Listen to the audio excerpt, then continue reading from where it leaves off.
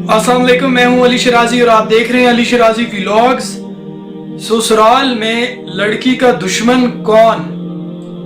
आज की ये वीडियो हमारे मुआशरे में मौजूद उन तमाम लड़कियों के लिए है जिनकी एक जरा सी गलती से उनका घर बर्बाद हो जाता है।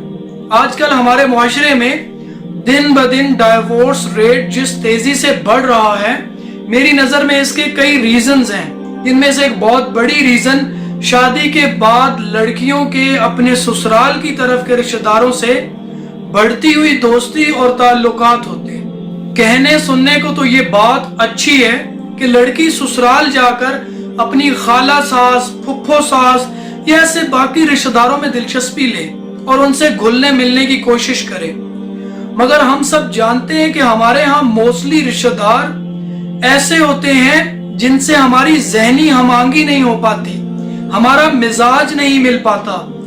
और हमारे यहाँ तकरीबन हर खानदान में कुछ ऐसे रिश्तेदार मौजूद होते हैं जिन्हें हमसे जलन, हसद या जेलसी होती है। इस हसद की भी कई रीजंस हो सकती हैं, मगर बहरहाल जेलसी जरूर होती है। एक लड़की जब शादी करके किसी नई फैमिली में जाती है तो उसे अक्सर ये इल्म नहीं होता कि उसके ससुराल वालों के रिश्तेदार कैसे हैं और उनके आपस में ताल्लुकात कैसे हैं। ऐसी सिचुएशन में लड़की तकरीबन हर किसी में इक्वल इंटरेस्ट ले रही होती है, मगर लड़के के वो रिश्तेदार जो किसी भी वजह से हसद का शिकार होते हैं, वो इस बहू को घर का सुकून बर्बाद करने के लिए इस्तेमाल करते हैं।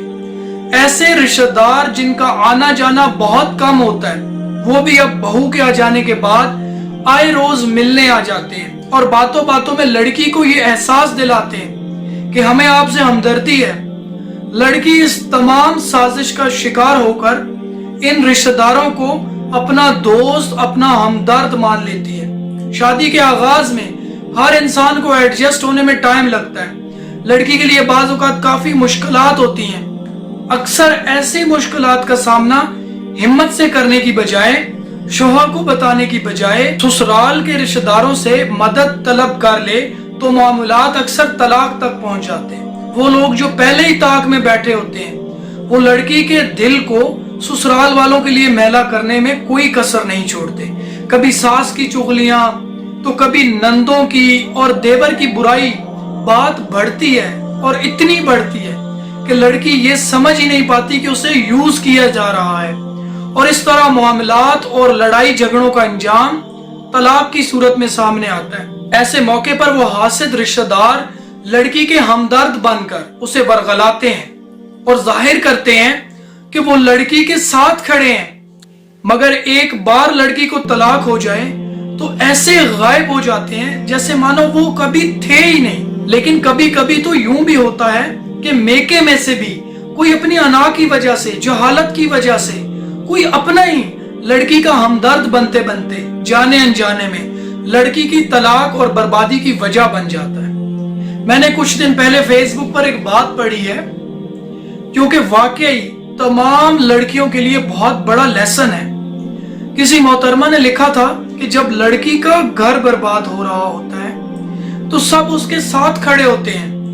घर बर्बाद हो जाने के बाद दूर दूर तक लड़की का सहारा देने वाला कोई नहीं होता। मैं समझता हूं कि वाकई ये हमारे मुआशरे की हकीकत है। लड़कियां ससुराल में जाने के बाद जब अपने ससुराली रिश्तों के, अपने ससुराल वालों के साथ ताल्लुकात जाने बिना अहमियत देने लगती हैं, तो वो तमाम हासदीन जो ताक में बैठे होते हैं वो बसा बसाया घर तबाह करके ही चैन लेते हैं। एक छोटी सी गलती कई घरों की बर्बादी का सबब बन जाती है। मेरी अपनी तमाम बहनों से गुजारिश है कि प्लीज अपने ससुराल वालों को अपना माने, अपना समझें और अपने घर के मामलात खुद तक महदूद रखें। आपके शौहर और ससुराल से ज्यादा आपका हमदर्द कोई नहीं हो सकता। हमदर्दी जताने वाले अक्सर चेहरे पर नकाब पहने आपको अपने मकसद के लिए इस्तेमाल कर रहे होते हैं, और आपकी ये नासमझी आपका घर तोड़ देती है और तलाक याफ्ता लड़की को ये मुआशरा कभी कबूल नहीं करता। ये एक तल्ख हकीकत है। तलाक के दो बोल मर्द की जिंदगी पर वो असर नहीं डालते جو ایک لڑکی کی زندگی پر اثر ڈالتے ہیں۔ یہ بھی ایک تلخ حقیقت ہے۔ آپ کو اپنے سسرال میں ہر قدم سوچ سمجھ کر اٹھانا ہوتا ہے، ورنہ یہ کچے دھاگے جیسے رشتے پل بھر میں ٹوٹ کر ساری زندگی کے لیے روک دے جاتے ہیں۔ اللہ سے دعا ہے کہ وہ ہر گھر میں اپنی خاص رحمتیں نازل فرمائے اور تمام بہنوں کو اپنے گھروں میں سکون عطا فرمائے، آمین۔ آپ سب کے لیے دعا گو علی شرازی۔ والسلام۔